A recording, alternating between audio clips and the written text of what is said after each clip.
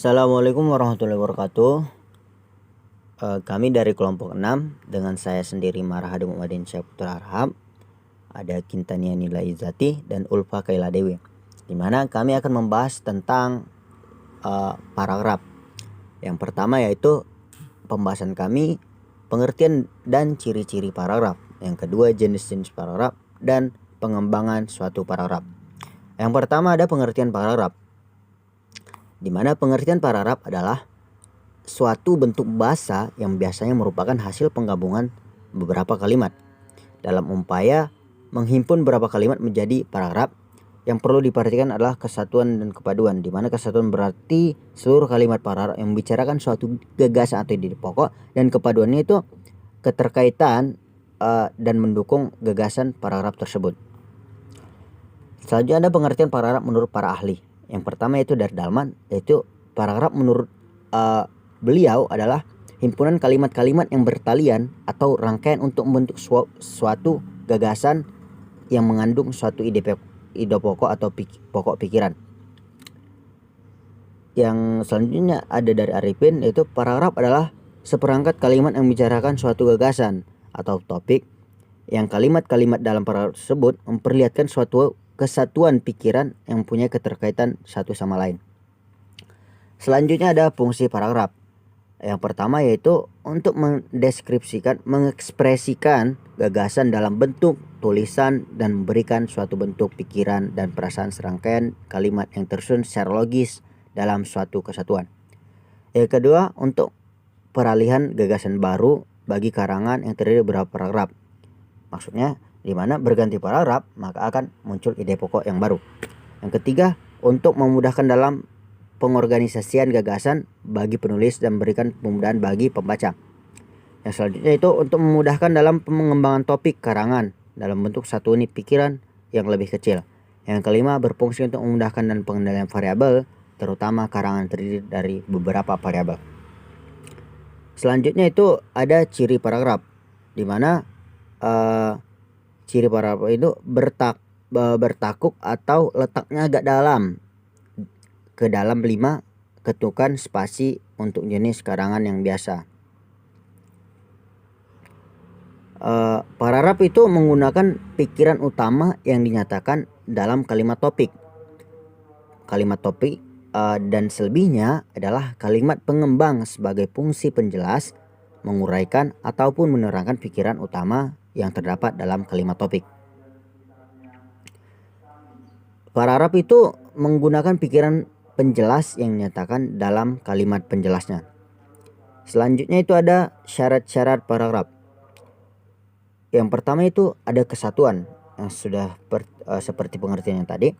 Kesatuan adalah kesatuan paragraf itu ialah semua kalimat yang membangun paragraf secara bersama-sama menyatakan satu hal atau satu ide pokok tertentu. Dan kesatuan di sini tidak boleh diartikan bahwa paragraf itu memuat satu hal saja. Yang kedua yaitu syaratnya ada kepaduan, di mana kepaduan atau koherensi adalah kekompakan hubungan antara suatu kalimat dan kalimat yang lain untuk membentuk suatu paragraf. Kepaduan yang baik adalah apabila hubungan timbal balik antara kalimat yang membangun paragraf itu baik, wajar dan mudah dipahami. Kepaduan suatu paragraf dibangun dengan memperhatikan beberapa hal seperti pengulangan kata kunci, penggunaan kata ganti, transisi, dan kesejajaran atau paralelisme.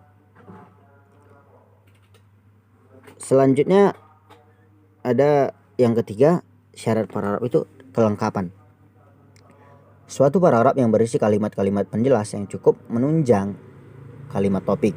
Itu dari pengertian kelengkapan, di mana paragraf paragraf itu hanya ada satu kalimat topik, dikatakan paragraf yang kurang lengkap. Apabila yang dikembangkan itu hanya diperlukan dengan pengulangan adalah paragraf yang tidak lengkap. Yang keempat itu panjang paragraf. Panjang paragraf dalam sebagai tulisan tidak sama, tergantung pada beberapa jauh dalamnya suatu bahasa dan tingkat pembaca yang menjadi sasaran. Yang kelima, syarat paragrafnya yaitu rangkaian pernyataan dalam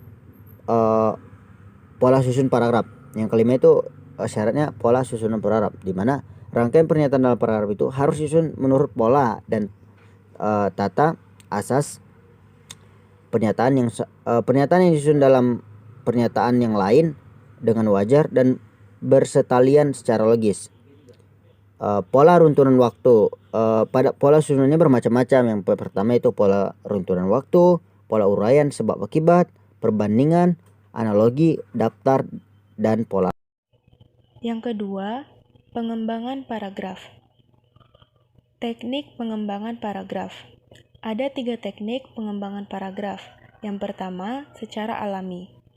Pengembangan paragraf secara alami berdasarkan urutan ruang dan waktu. Urutan ruang merupakan urutan yang akan membawa pembaca dari satu titik ke titik berikutnya dalam suatu ruang. Sedangkan urutan waktu adalah urutan yang menggambarkan urutan terjadinya peristiwa, perbuatan, dan tindakan.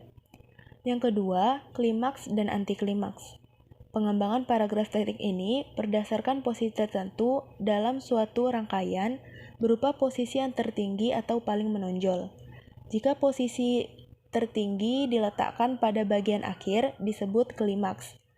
Sebaliknya, jika penulis mengawali rangkaian dengan posisi yang paling menonjol, kemudian makin lama makin tidak menonjol disebut antiklimaks. Dan yang terakhir yaitu umum khusus dan khusus umum. Dalam bentuk umum ke khusus, gagasan utama diletakkan di awal paragraf, disebut paragraf deduktif. Sedangkan dalam bentuk khusus umum, gagasan utama diletakkan di akhir paragraf dan disebut paragraf induktif. Selanjutnya, struktur paragraf. Paragraf terdiri atas kalimat topik atau kalimat pokok dan kalimat penjelas atau kalimat pendukung. Kalimat topik merupakan kalimat terpenting yang berisi ide pokok alinea, sedangkan kalimat penjelas atau kalimat pendukung berfungsi untuk menjelaskan atau mendukung ide utama.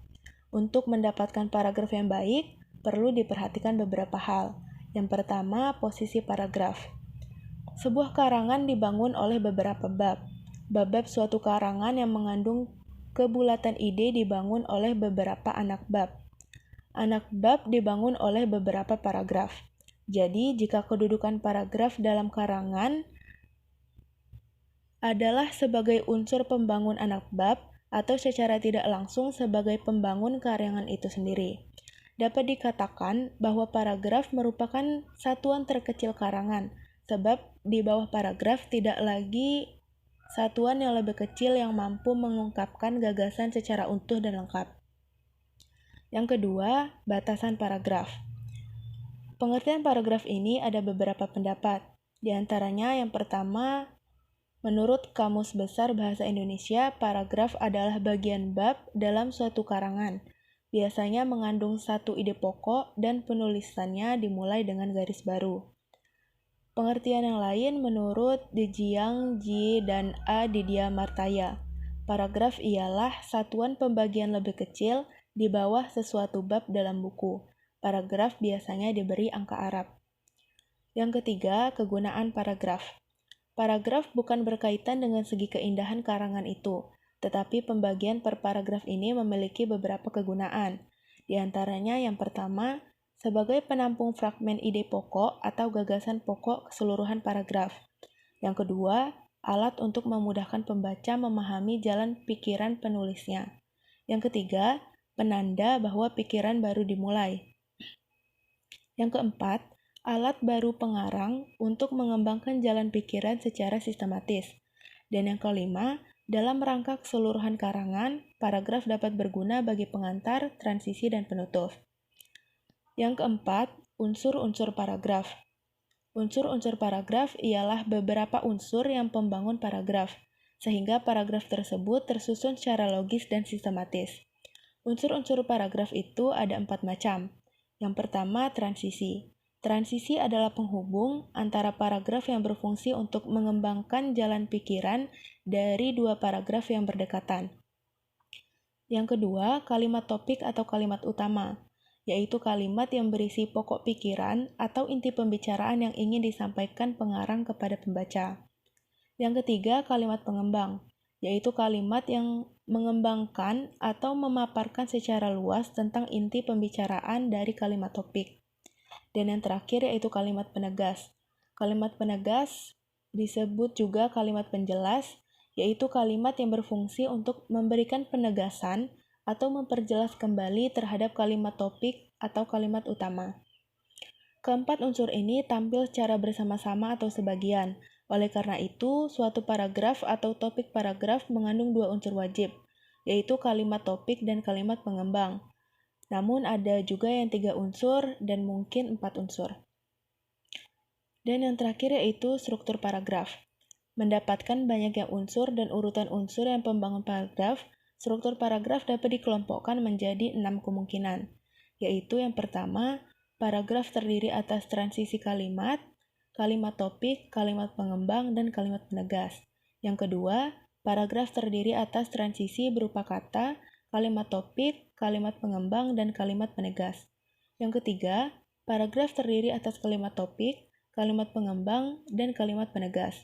Yang keempat, paragraf terdiri atas transisi berupa kata, kalimat topik, dan kalimat pengembang.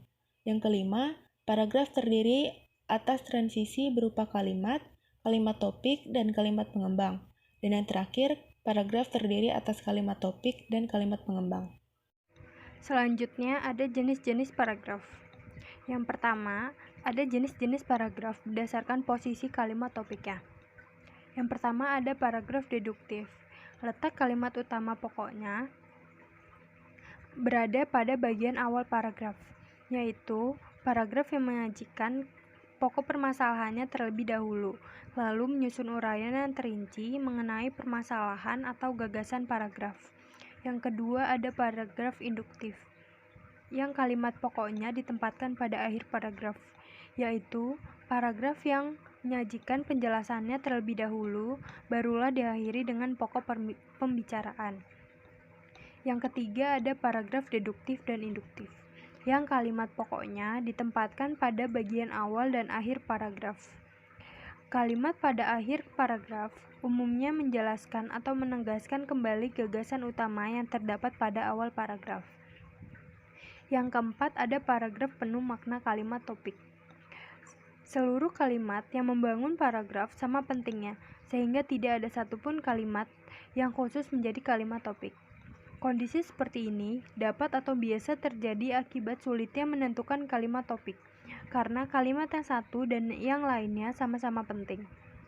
Paragraf semacam ini sering dijumpai dalam uraian-uraian yang bersifat deskriptif atau naratif, terutama dalam karangan fiksi. Yang kedua ada jenis-jenis paragraf berdasarkan sifatnya. Yang pertama ada paragraf persuasif, yang dimana isi paragraf tersebut mempromosikan sesuatu dengan cara mempengaruhi atau mengajak pembaca. Paragraf persuasif banyak dipakai dalam penulisan iklan, terutama majalah dan koran. Sedangkan paragraf argumentasi, deskriptif, dan eksposisi umumnya dipakai dalam karangan ilmiah seperti buku, skripsi, makalah, dan laporan. Paragraf naratif sering dipakai untuk karangan fiksi seperti cerpen dan novel.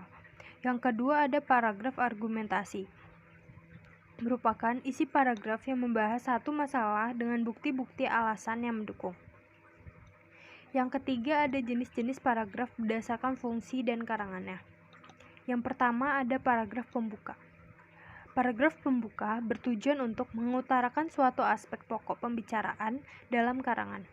Sebagai bagian awal sebuah karangan, paragraf pembuka harus difungsikan untuk menghantarkan pokok pembicaraan, menarik minat pembaca, dan menyiapkan atau menata pikiran untuk mengetahui isi seluruh karangan.